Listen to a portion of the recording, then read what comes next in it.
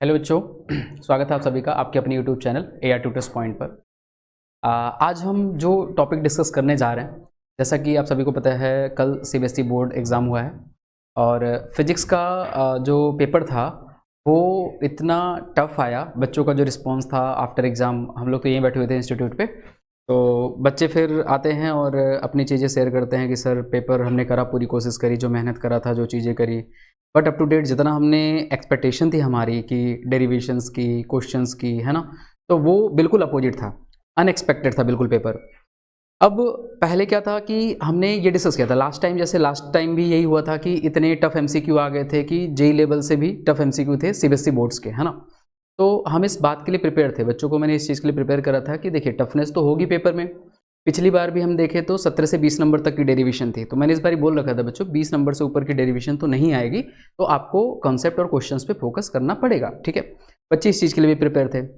अब जैसे sample paper और जितने भी प्रैक्टिस पेपर थे उसमें हमने ये भी डिस्कस किया था कि लाइक जैसे सेक्शन ए में बड़े क्वेश्चन में जनरली हर सैम्पल पेपर में चैप्टर्स आ रहे थे, चैप्टर 7 से क्वेश्चन आ रहे थे, है ना, ऑप्टिक्स और वेव से आ रहे थे, चैप्टर 3 से आ रहे थे।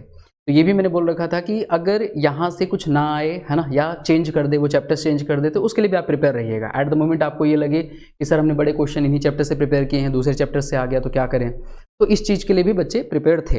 तो जितनी लास्ट टाइम से, लास्ट 2 ईयर से जो चीज़ें हम देख रहे हैं CBSE के चेंजेस फिजिक्स के पेपर के अंदर, वो सब चीज़ हमने बच्चों को मेंटली प्रिपेयर कर रखा था, है ना, इसमें कोई दिक्कत नहीं। बट अब होता क्या है, इस बार जब पेपर आता है ना, और ऐसा नहीं सिर्फ ये जो दिल्ली रीजन का है, क्योंकि जैसे हम लोग जहाँ पढ़ाते हैं दिल्ली में पढ़ाते हैं, तो बाकी भी हमने रीजन्स में देखे, जैसे यूपी में देखा, यूपी रीजन्स के हमने पेपर्स देखे, है ना। अभी आपको कंपैरिजन में मैं दिखाता हूँ।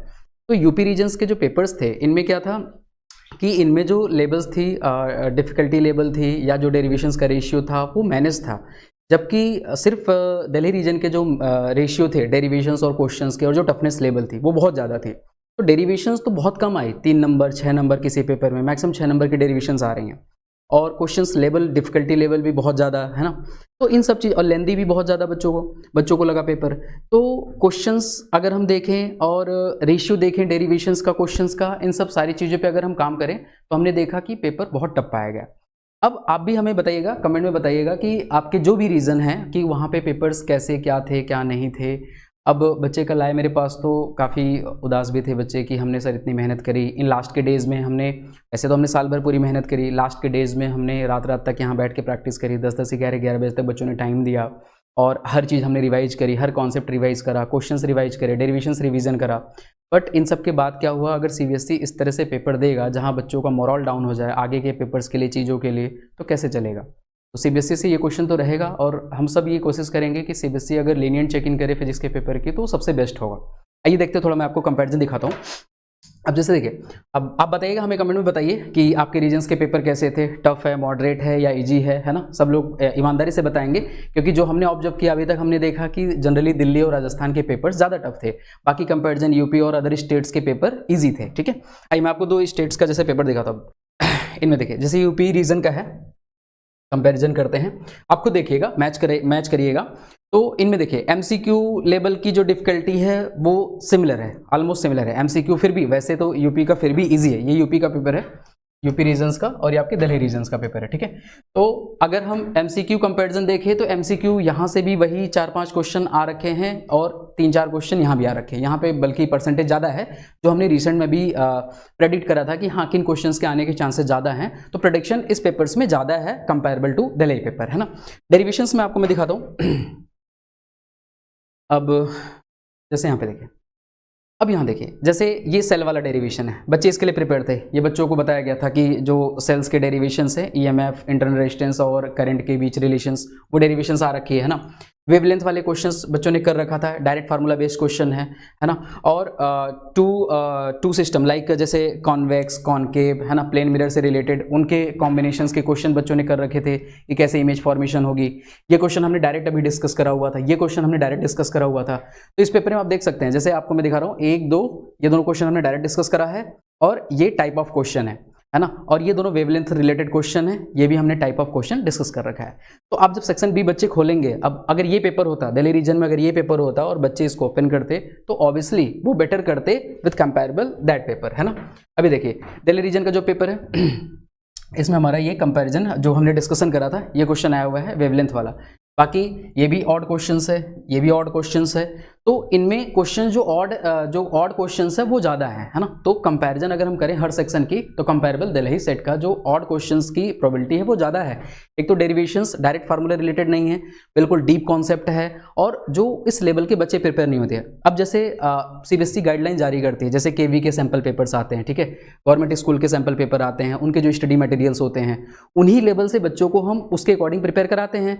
लेकिन अब अगर CBSE उसका भी वायलेशन कर दे, है ना, उस लेवल का भी पेपर ना दे, क्योंकि वो तो गवर्नमेंट ही गाइडलाइन देती है ना, कैसे पेपर्स आएंगे, KV के पेपर्स, है ना, गवर्नमेंट स्कूल्स के पेपर्स या जो स्टडी मटेरियल्स बनते हैं। अब इस करिकुलम के अकॉर्डिंग अगर आगे सिचुएशन नहीं बनती, आगे पेपर्स नहीं आते, तो बच्चे कैसे प्रिपेयर होंगे? या तो भाई हमें बता दीजिए कि आप कैसे क्या करेंगे, कैसे नहीं करेंगे, है ना, वो एक क्राइटेरिया हमें दे दीजिए, डिफिकल्टी लेवल हमें बता दीजिए, तो बच्चे उस अकॉर्डिंग प्रिपेयर हों। अदरवाइज अगर बच्चे जिसके अकॉर्डिंग प्रिपेयर हैं, जो चीज़, अब डेरिवेशन आप बिल्कुल नहीं दे रहे हैं, तो बच्चे क्या करेंगे बताइए? वहाँ पे रेशियो बहुत कम कर दिया आपने, तो डेरिवेशन बिल्कुल नहीं है, पेपर लेंदी हो जाएगा, क्वेश्चन ज़्यादा हो जाएगा, तो बच्चे मेंटली प्रिपेयर नहीं हो पाते उस चीज़ के लिए। CBSE को ये समझना पड़ेगा।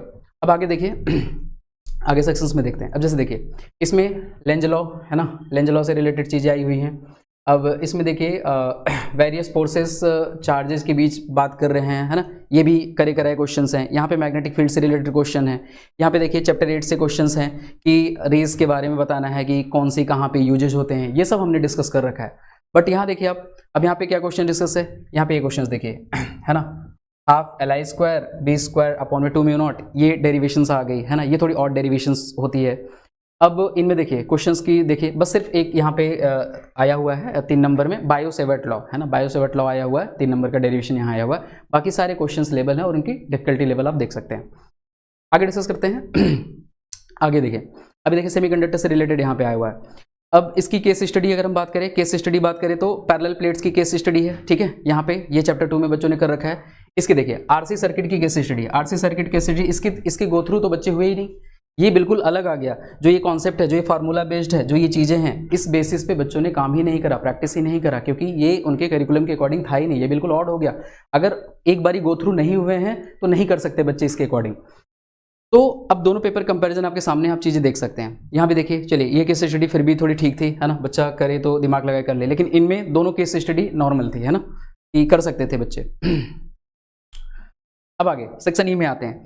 अब सेक्शन ई में देखिए ये वाला डेरिवेशन है थिन वायर का, है ना, कि थिन वायर वाले डेरिवेशंस हैं। ये रहे आपके क्वेश्चंस, और इनमें और मैं आपको दिखाता हूँ। ये देखिए करंट कैरिंग वायर, जो हमने एक्सपेक्ट करा था कि current carrying 2 long parallel current carrying wires के वाले डेरिवेशंस आएंगी, वो यहाँ पे आ रखे हैं। लेकिन यहाँ पे पूरे सेक्शन ई में क्वेश्चंस भरे पड़े हैं। खैर ये क्वेश्चंस मैंने बच्चों को 2 दिन पहले प्रैक्टिस करवाया था इस टाइप का, तो ये बच्चे कर पाए। बाकी जो क्वेश्चंस है पूरे सेक्शन ई में क्वेश्चन ही क्वेश्चन है, डेरिवेशन नाम की कोई चीज़ ही नहीं है। और यहाँ देखिए, यहाँ पे डेरिवेशंस आ रखी हैं जो एक्सपेक्टेड थी। तो ओवरऑल जो हम डिस्कस कर रहे हैं, जो हम बातें कर रहे हैं, ये यही हैं कि पेपर्स में अगर देखिए, या तो हर रीजन की डिफिकल्टी लेवल आप सेम रखिए, है ना, तो कंपैरिजन ठीक है।